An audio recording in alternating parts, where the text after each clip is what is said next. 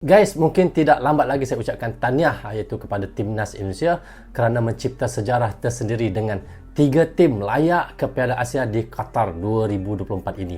Dan pertama kita lihat Timnas Senior dan keduanya adalah Timnas Muda U23 dan ketiga Timnas U20. Dan apa yang luar biasanya guys, inilah sejarah yang Sintayong ciptakan sebagai pelatih untuk Timnas Indonesia dan berjaya membawa 3 tim ke Piala Asia di Qatar. Jadi apa yang kita lihat guys, tim nasional Indonesia di bawah kepelatihan Sintayong telah menunjukkan kemajuan yang signifikan dalam persiapan menuju Piala Asia 2023 ini. Dan salah satu sorotan utama adalah upaya PSSI dalam mencari pemain keturunan yang baru saja dinaturalisasi untuk memperkuat skuad Merah Putih.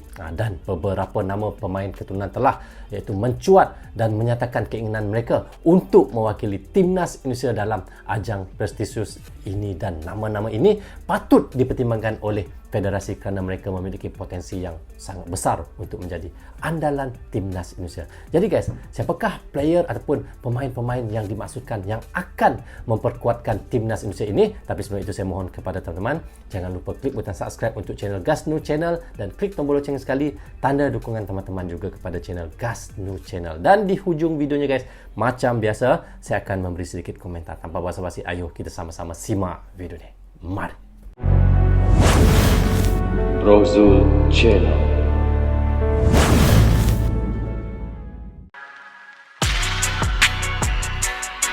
Progres yang telah diperlihatkan tim nasional Indonesia di bawah kepelatihan Sintayong.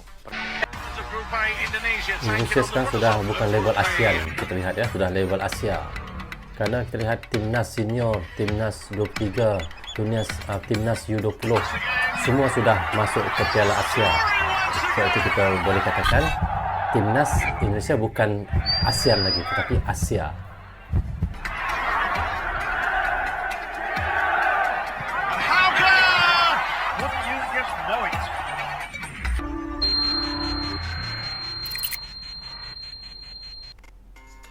Nama-nama yang menjadi calon pemain naturalisasi terbaru Timnas Indonesia tengah dinanti-nanti oleh publik. Sebab PSSI sempat berjanji mencari pemain keturunan Grade A untuk Piala Asia 2023.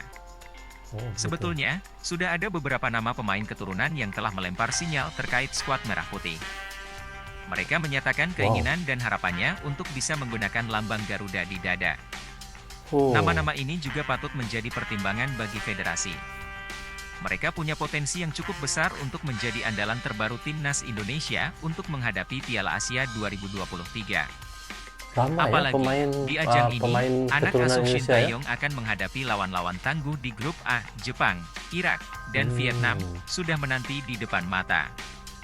Salah satu desakan yang disuarakan publik ialah memproses pemain keturunan Grade A. Berikut bola.com menyajikan ulasannya, Nathan Choeaon, Jay Itzes, Ragnar Oratmangoen. Nama pemain terbaru yang saat ini tengah menjadi sorotan ialah Nathan Choeaon. Pemain kelahiran Rotterdam, Belanda, ini telah mengisyaratkan ketertarikannya untuk menjalani proses naturalisasi. Apabila melihat rekam jejaknya, Nathan merupakan salah satu prospek menarik untuk Timnas Indonesia. Apalagi, bek kiri berusia 21 tahun ini tengah berkarier di kasta kedua Liga Inggris bersama Swansea City. Pemain keturunan Indonesia lainnya yang punya prospek cerah di masa depan ialah Jay Itzes. Bek tengah kelahiran Belanda ini merupakan opsi terbaik bagi PSSI dan Timnas Indonesia. Jika memperhitungkan usianya, Jay Itzes masih punya karir yang panjang. Sebab, pemain kelahiran Mierlo, Belanda, ini masih berumur 23 tahun. Muda Sebagai lagi ya, informasi, dia lahir pada 2 Juni 2000. Setelah sempat malang melintang bersama sejumlah klub kasta tertinggi Liga Belanda seperti FC Eindhoven dan Go Ahead Eagles, pemain berpostur 190 cm itu kini merumput bersama klub kasta kedua Liga.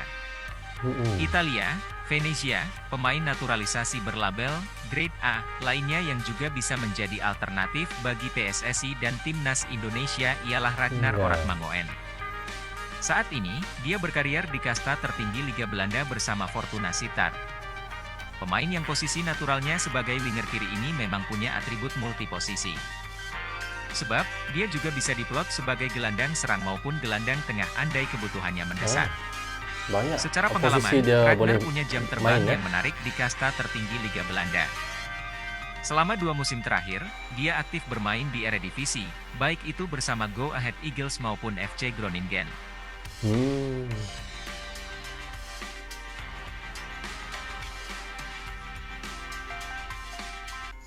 Indonesia akan menghadapi negara berperingkat 20 ranking FIFA sekaligus nomor 1 di Asia. Ya, Ya, Jepang. Jepang Pada nomor Piala 1 Dunia di 2022 Asia ya. lalu, mereka berhasil mengalahkan Jerman dan Spanyol. Sementara Indonesia merupakan tim nasional sepak bola yang sedang mencoba membangun kekuatan di Asia. Persiapan Indonesia menuju Piala Asia 2023 pun sangatlah panjang.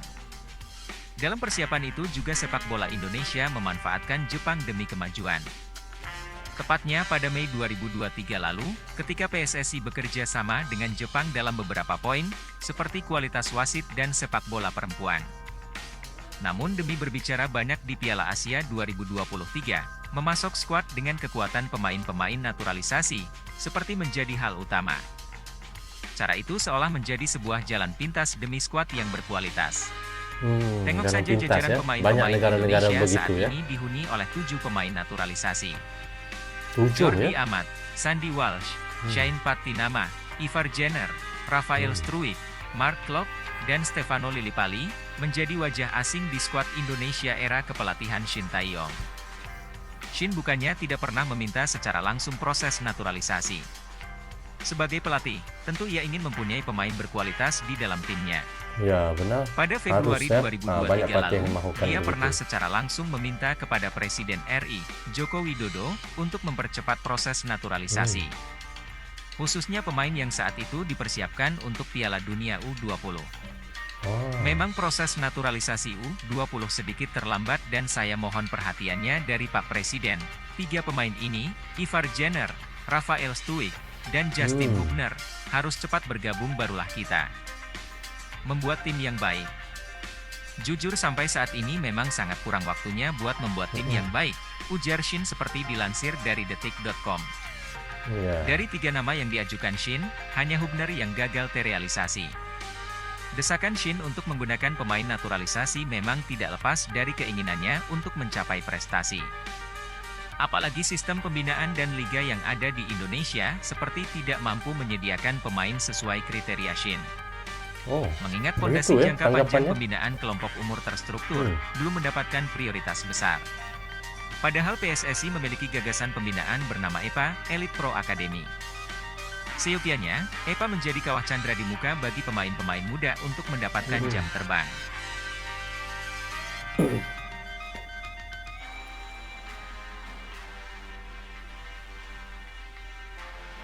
Next news.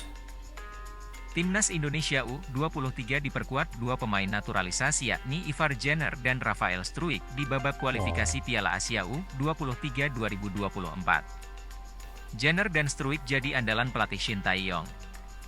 2 pemain yang merumput di Eropa ini selalu dimainkan sebagai starter oleh Shin Tae-yong di laga kontra Taiwan dan Turkmenistan. Struijk jadi andalan di lini depan bersama Ramadan Sananta saat menang telak atas Taiwan 9-0 pada 9 September lalu. Meski gagal mencetak gol lewat titik penalti, penyerang milik Ado Den Haag ini berhasil menyumbang 1 dari 9 gol Timnas Indonesia U23, sedangkan Jenner jadi nyawa di lini tengah Garuda Muda. Pemain berusia 19 tahun ini mampu menjaga 19 ritme tahun ya permainan umurnya. dengan sangat baik. Jenner bahkan menjadi kreator untuk gol Witan Sulaiman dan Marcelino Ferdinand. Satu umpan kuncinya juga turut andil atas gol yang dijaringkan Ilham Rio Fahmi ke gawang Taiwan. Pengaruh Jenner semakin kentara saat Timnas Indonesia U23 menang 2-0 atas Turkmenistan sekaligus mengamankan tiket ke Piala Asia U23 2024. Jenner tampil penuh determinasi demi memastikan pemain Turkmenistan tidak leluasa masuk ke area pertahanan Timnas Indonesia U23. Pemain muda FC Utrecht ini juga mencetak gol yang memecah kebuntuan Timnas Indonesia U23 pada menit ke-39. Dengan Turkmenistan Berkat gol itu Jenner, dia kan. para pemain Timnas Indonesia U23 tampil lebih lepas. Sementara itu, Struijk tidak dinaungi keberuntungan di laga tersebut. Struijk mendapatkan setidaknya 5 peluang tetapi tidak ada satupun yang menjadi gol. Meski gagal mencetak gol, penampilan Stuik tetap diapresiasi karena begitu rajin membuka ruang untuk merepotkan pemain belakang Turkmenistan. Oh, begitu. Rafael Stuik dan Tertanduk Ivar sendiri Jenner ya, memberikan gol. penilaian terhadap supporter timnas Indonesia selepas turnamen kualifikasi Piala Asia U23 2024. Hal ini diungkapkan Rafael Struik dan Ivar Jenner melalui akun Instagram pribadi masing-masing pemain yang kompak diunggah pada Rabu, 13 September 2023, siang waktu Indonesia Barat. Terlihat dari akun Rafael Struik dan Ivar memberikan pujian kepada supporter timnas Indonesia. Ivar Jenner dalam akun Instagram mengunggah foto dirinya saat laga timnas Indonesia versus Turkmenistan di Stadion Manahan Solo, 12 September 2023. Pemain berusia 19 tahun itu menghiasi postingan dengan caption yang tertuju langsung kepada supporter timnas Indonesia. Terima kasih atas dukungannya, sampai jumpa laga Indonesia, tulis Ivar Jenner. Dukungan supporter yang membludak di Stadion Manahan Solo menjadi dasar pemain naturalisasi itu mengucapkan rasa terima kasih. Terlebih ia juga sukses mencatatkan gol perdana untuk timnas Indonesia U23 dalam laga tersebut, serupa dengan Ivar Jenner. Rafael Struik juga mengapresiasi dukungan dari supporter timnas Indonesia. Diketahui, Rafael Struik dan Ivar Jenner menjadi pilihan utama Shin Tae-yong dalam kiprah timnas Indonesia pertama kalinya merenggut tiket keputaran final Piala Asia U23 2024. Bahkan Rafael Struik dan Ivar Jenner bergiliran mencetak gol untuk timnas Indonesia pada dua laga yang berbeda. Periode tersebut bisa menjadi momentum Rafael Struik dan Ivar Jenner membela skuad senior. Adapun keduanya tidak akan turut serta dalam agenda terdekat timnas Indonesia di Asian Games 2024 mulai 19 September 2023 mendatang. Pasalnya agenda Asian Games 2024 bukan termasuk jadwal libur FIFA. Ya, benar. Maka Rafael Struik dan FIFA, Ivar ya. Jenner diprediksi tidak mendapatkan izin dari klub masing-masing. Okey guys, seperti yang kita semua sudah tahu dan apa yang sudah kita reactionkan tadi, iaitu Timnas Nasional Indonesia di bawah kepelatihan Shin Tae-yong telah menunjukkan kemajuan yang signifikan dalam persiapan menuju Piala Asia 2023 hingga 2024 ini guys. Dan salah satu sorotan utama adalah upaya PSSI dalam mencari pemain keturunan yang baru saja dinaturalisasi untuk memperkuatkan skuad Merah Putih guys, dan beberapa nama pemain keturunan telah mencuat dan menyatakan keinginan mereka untuk mewakili timnas Indonesia dalam ajang prestisius ini, dan nama-nama ini patut dipertimbangkan oleh federasi kerana mereka memiliki potensi yang besar untuk menjadi andalan timnas Indonesia. Dan salah satu pemain yang mendapat perhatian adalah iaitu Nathan guys, iaitu pemain kelahiran Rotterdam, Belanda, yang telah menginspirasikan minatnya untuk menjalani proses naturalisasi. Dan dikatakan juga guys iaitu bek kiri berusia 21 tahun ini saat ini bermain di kasta kedua Liga Inggeris bersama Swansea City. Dan apa yang kita lihat guys, meskipun masih banyak pekerjaan yang harus dilakukan, timnas Indonesia berharap dapat membangun tim yang kuat dan bersaing di Piala Asia 2023 dan 2024 ini. Dan proses iaitu naturalisasi pemain tampaknya menjadi langkah cepat untuk mencapai tujuan tersebut, dan dukungan supporter Indonesia juga sangat iaitu penting dalam mendorong prestasi tim nasional ini. Dan seperti yang diungkapkan oleh pemain naturalisasi yang telah bergabung dengan tim, semua ini menunjukkan komitmen timnas Indonesia dalam memperkuatkan skuad mereka dan menghadapi tantangan yang ada di Piala Asia 2023 dengan kombinasi pemain muda berbakat dan pengalaman. Dan pemain naturalisasi harapnya adalah mereka dapat tampil dengan gemilang di tournament tersebut nanti. Itu yang kita harapkan dan itulah yang paling penting sekali ya guys Jadi bagaimana pandangan kalian sebagai supporter 200% untuk timnas Indonesia? Teman-teman bisa komen di bawah komentar ini. Jadi rasanya sampai di sini saja untuk reaction kita kali ini. Apapun saya ucapkan terima kasih kepada anda yang sentiasa mendukung Brozo Channel daripada dulu sehingga sekarang, dan bagi anda yang baru saja bertemu dengan Brozo Channel, jangan lupa klik butang subscribe dan klik tombol loceng, tanda dukungan teman-teman juga kepada Brozo Channel. Yang baik semuanya datang daripada Allah SWT, yang salah dan silap datangnya daripada saya sendiri. Assalamualaikum, goodbye, bye-bye.